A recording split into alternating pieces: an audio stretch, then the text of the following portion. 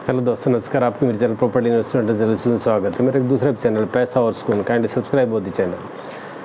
आज का टॉपिक हमारा प्रॉपर्टी के ऊपर रहेगा और एक तरह से आप ये कह सकते हो कि भाई किस तरह से प्रॉपर्टी बनाई जाए और भाई किस तरह से हम इसको अप्रोच करें, किस तरह से हम एक अच्छा बेटर इन्वेस्टमेंट कर सकें और किस तरह हम एक सपनों का घर अपना बिल्टअप कर सकें।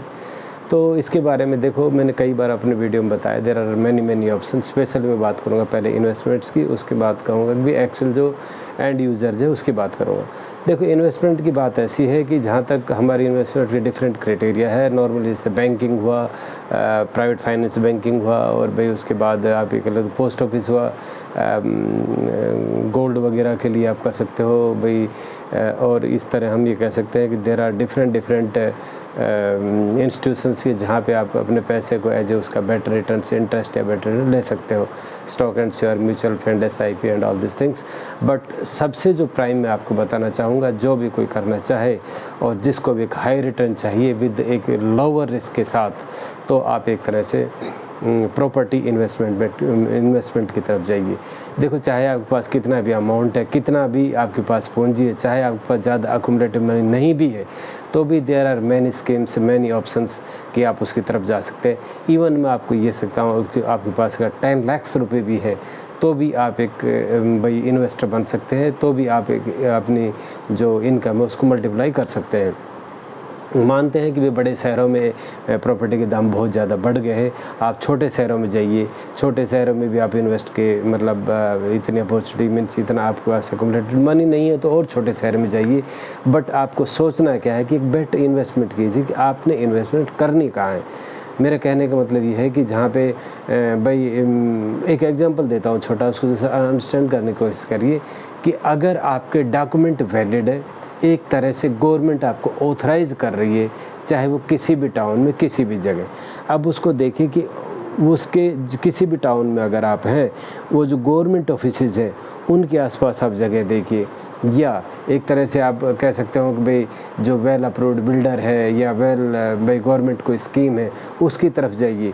और अगर इतना भी आपके पास अकोमोडेटेड और इसके हिसाब फंड जो आपका फंड है इसमें भी एडजस्ट नहीं हो पाए, तो आप एग्रीकल्चर लैंड ही ले लीजिए भाई, चाहे कम कॉस्ट में ले लीजिए, क्योंकि वो कम कॉस्ट में आपको मिल जाएगी। तो एग्रीकल्चर लैंड में क्या है, उसका अगर रजिस्ट्री म्यूटेशन से आपका हो गया है तो क्या है कि वो भी आपके लिए बहुत अच्छा ऑप्शन है।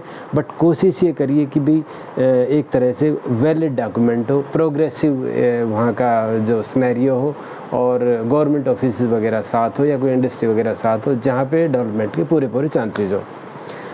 आपको सबसे पहले ये देखना है कि मैं कितना पैसा इन्वेस्ट कर सकता हूँ, कितना पैसा मुझे इनिशियल मल्टीप्लिकेशन के लिए चाहिए। तो चाहे आपको कितना भी पैसा आपके पास है उसकी कोई लिमिट नहीं है। सेकंड चीज़, दूसरा ये है कि आपको एक स्ट्रेटजी बनानी है कि आपको इस पैसे को लगाना कहाँ है। लगाना कहाँ है, मेरा कहने का मतलब लगाना तो प्रॉपर्टी में ही है, लेकिन किस तरह की प्रॉपर्टी में लगाना है। कॉमर्शियल में लगाना है कि रेजिडेंशियल में लगाना है, या गवर्नमेंट स्कीम के तहत लगाना है, या भाई अप्रूव्ड कॉलोनी में लगाना है, या भाई हुड्डा के प्लॉट्स में लगाना है। मीन्स आप इस तरह से अपने आप को एनालिसिस कीजिए कहाँ पे क्या रेट है, कितना मनी अकोमोडेट है। मेरा कहने का मतलब ये है कि आप बहुत ज़्यादा स्टडी इस बात पे करिए कि आपका पैसा प्रॉपर्टी में कहाँ पे फास्ट मल्टीप्लाई हो सकता है। एक जैसे मैं एग्जांपल देता हूँ कि मान लो एक ऐसा आपके पास गवर्नमेंट ने एक प्रपोजल दिया है कि भाई फला जगह से रोड निकलेगा और वहाँ से इस तरह की कॉलोनी इस तरह का वो कटेगा, या वहाँ पे कोई इंडस्ट्री आएगी, या वहाँ पे गवर्नमेंट ऑफिसेज बन रहे हैं, वहाँ पे बस स्टैंड आ रहा है, वहाँ पे रेलवे स्टेशन आ रहा है। Then you nearby invest your money, definitely it will give multiplications, मतलब बहुत ज़्यादा तेज़ी से मल्टीप्लाई होगा। और बैंकों में जो पैसा आप गिरते हो ना, बैंकों का आप ये मान लीजिए कि आप घर पे पैसा नहीं रख रहे क्योंकि आपको डर है कोई चोर लेगा क्या, या ये पैसा हमसे खर्च हो जाएगा, या इसको चूहे काट देंगे, ये स्पाइल हो जाएगा, इसको हैंडल नहीं कर पाएंगे, तो और हम बैंक में रखेंगे कुछ न कुछ एक्स्ट्रा मिलेगा। बहुत अच्छे, पैसा घर में तो कभी रखना ही नहीं चाहिए। क्योंकि एटलीस्ट बैंक में रखोगे तो कुछ तो पैसे मिलेगा, लेकिन बैंक में भी आपको इतना ही मिलेगा जितना आपकी महंगाई बढ़ रही है उतना ही आपको बैंक दे रहा है। बैंक की आपके पैसे की वैल्यू वहीं की वहीं है। और कई बार तो क्या है कि 3-4-5 साल में बैंक में जो आपका मनी पड़ा हुआ है वो काफ़ी डाउन, उसकी वैल्यू 50% रह जाती है, क्योंकि जो आपका इंटरेस्ट रेट है वो महंगाई को भी बीट नहीं कर पाता है। महंगाई तेज़ चली जाती है, इंटरेस्ट रेट कम रह जाता है, और आपका जो जहाँ पे आपने भाई 1 करोड़ जमा कर रखा था वहाँ पे 50 लाख उसकी वैल्यू रह जाती है नेक्स्ट 5 ईयर्स के बाद में। वेरेज आपका मल्टीप्लाई आपका डबल कहाँ होगा, अराउंड 10 ईयर्स में जाकर बैंक आपको डबल करेगा। लेकिन क्या है कि आपका 5 ईयर्स में ही उसका भाई एक तरह से कॉस्ट 50 लाख रह गया, और जब वो 10 ईयर्स का जब 10 ईयर्स पे जब वो आएगा, जब वो डबल होगा यानी कि 1 करोड़ से 2 करोड़ होगा, तो उसकी वही जीरो की जीरो एक तरह से उसकी वैल्यू रह जाएगी। तो इस बात को आप अच्छी तरह अंडरस्टैंड करिए। आई थिंक आप अभी भी नहीं समझ पा रहे, क्योंकि जो महंगाई बढ़ती है वो फास्ट बढ़ती है, इंटरेस्ट हमारा कम है, तो आपकी एक्चुअल वैल्यू डाउन होती है। जो चीज़ आप 100 रुपये में आज ले सकते हो, उस 100 रुपये में 5 साल बाद वो चीज़ 250 या 300 की हो जाएगी। इस हिसाब से मेरी आपकी बात समझिए कि आपके पैसे वैल्यू कम, तो बैंक में तो रखिए मतलब। ये मैंने आपको आइडिया दिया कि भाई किस तरह से आप रख सकते हो, किस तरह से आप कहाँ पे इन्वेस्ट कर सकते हो।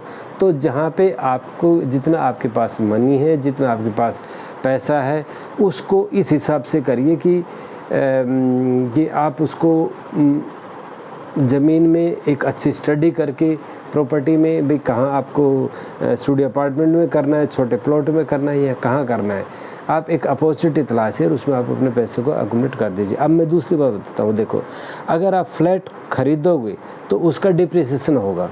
अगर आप रह रहे हो तो इट्स ऑल राइट, लेकिन आप खरीदते हो तो आप कह रहे हैं मुझे रेंट मिल रहा है, ये मिल रहा है, वो मिल रहा है, ओके इट्स ऑल, बट उसका डिप्रिसिएशन वैल्यू चलता जाएगा। फिर आप प्लॉट लोगे तो उसमें डिप्रिसिएशन की बात नहीं, उसमें अप ही होता जाएगा। अगर उस प्लॉट में अपना कुछ इन्वेस्टमेंट डाल रहे हो, यानी कि अपना कुछ बिजनेस क्रिएट कर रहे हो, या उसको रेंट आउट कर रहे हो छोटा मोटा, तो उसको कंस्ट्रक्ट करके, तो वो आपको डबल इनकम की तरफ देगा, डबल इनकम की तरफ देगा। मैं ये नहीं कह रहा कि भी आपको फ्लैट लेना अच्छी चीज़ नहीं, वो भी बहुत अच्छी चीज़ है, but with respect to plot, मतलब प्लॉट ज़्यादा अच्छा है अगर रिटर्न्स के हिसाब से हम देखें तो वो ज़्यादा बेटर है। तो अब मैं आपको यही बताऊंगा कि कम से कम आप इन्वेस्ट करिए, बैंक में पैसा मत रखिए, स्ट्रेटजी बनाइए, और जो भी चीज़ आप देख सकते हो कि भी कहाँ मैं इन्वेस्ट करता हूँ, इस पर स्टडी कीजिए and put your money on the property. अब बात ये रहती है कि भाई हम एक ही चीज़ में कि हम तो भाई अगर प्रॉपर्टी के दाम नहीं बढ़े तो मनी को आप 2-3 जगह रोटेट कर दिए। आप म्यूचुअल फंड में डाल दीजिए, जो बेस्ट ऑप्शन पॉसिबल मैं बताता हूँ वो आप मतलब इस तरह कर लीजिए। भाई जो आपका स्कीम है पीएफ वगैरह, जैसे प्रोविडेंट फंड अपना पोस्ट ऑफिस वगैरह में, या एमआईएस स्कीम पोस्ट ऑफिस में आप डाल सकते, मतलब जहाँ पे मिनिमम रिटर्न्स आपको मिलेगा। MIS वगैरह हुआ, या भी आपकी एक तरह से रिकरिंग डिपॉजिट हुआ, उसके बाद थोड़ा गुड रिटर्न आपको क्या है कि म्यूचुअल फंड ले लिए, शेयर में ज़्यादा पैसा मत डालिए, म्यूचुअल फंड में डालिए, तो बेटर देन पोस्ट ऑफिस आपको वो पैसा मिलेगा। उसके बाद क्या है कि आप किसी लैंड उसमें डाल दीजिए, प्रॉपर्टी में डाल दीजिए, तो उसमें आपको म्यूचुअल फंड से भी ज़्यादा रिटर्न मिलेगा। अब और बेटर रिटर्न की तरफ जाओगे क्योंकि रिस्क बढ़ता जाएगा, और आप बेटर रिटर्न के लिए तरफ जाओ तो अपना कोई ओन बिजनेस स्टार्ट कर दीजिए, अपना जो थॉट के हिसाब से उसमें टाइम लगाइए और कोई बिज़नेस क्रिएट करिए। तो मेरे कहने के लिए आप स्टेप बाय चलिए, जहां आप कौन से सलाह करें पैसे को वहीं डालिए, बैंक से बाहर निकालिए, चाहे आपको म्यूचुअल फंड में डाल के रखिए या भाई अपना बिजनेस करिए या प्रॉपर्टी में कीजिए। But I think property best में पैसिव हो जाता है कि आपने एक पैसा डाल दिया, चुपचाप बैठ गए, पैसा बढ़ रहा है, प्रॉपर्टी के दाम बढ़ रहे हैं, इससे अच्छा रिटर्न आपको कोई नहीं दे सकता। तो मैक्सिमम आप जो अपना दिमाग का यूज़ प्रॉपर्टी के मामले कीजिए, you will get the better returns. ये तो बात हुई थी हमारी इन्वेस्टमेंट की। अब हम शॉर्टकट में आप बता देते हैं कि भाई जो एंड यूज़र है, एंड यूज़र को क्या है कि उसको अपने शांति और सुकून चाहिए, सारा परिवार मिल के जहाँ पर उनके बजट है उस हिसाब से आप एक तरह से लोकेशन चूज़ कीजिए। और मेरा कहने का मतलब जहाँ भी प्रॉपर्टी में आप पैसा डालें, चाहे इन्वेस्टमेंट के लिए, होम बायर्स के लिए, वो अपने इर्द गिर्द ही डालें, यानी कि जहाँ आपके 15-20 दिन महीने में चक्कर लगता रहे। प्रॉपर्टी अगर आपसे दूर है तो वो आपको प्रॉब्लम क्रिएट कर देगी, आपको चैन से नहीं बैठने देगी।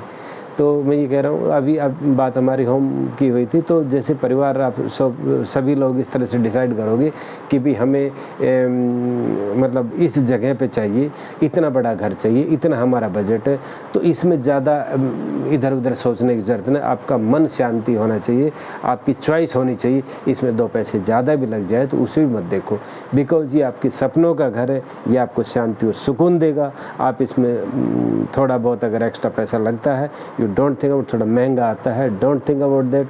आप बड़ी आराम से इसको लीजिए, अपना कंस्ट्रक्ट कीजिए, बड़ी आराम से रहिए। तो ये मेरा प्रॉपर्टी के बारे में वीडियो था।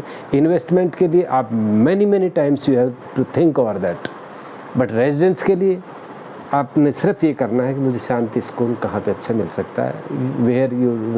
There you don't about the money, आप पैसों के पीछे नहीं भाग रहे हो, बट इन्वेस्टमेंट में आपका जो प्राइम टारगेट है वो पैसा है।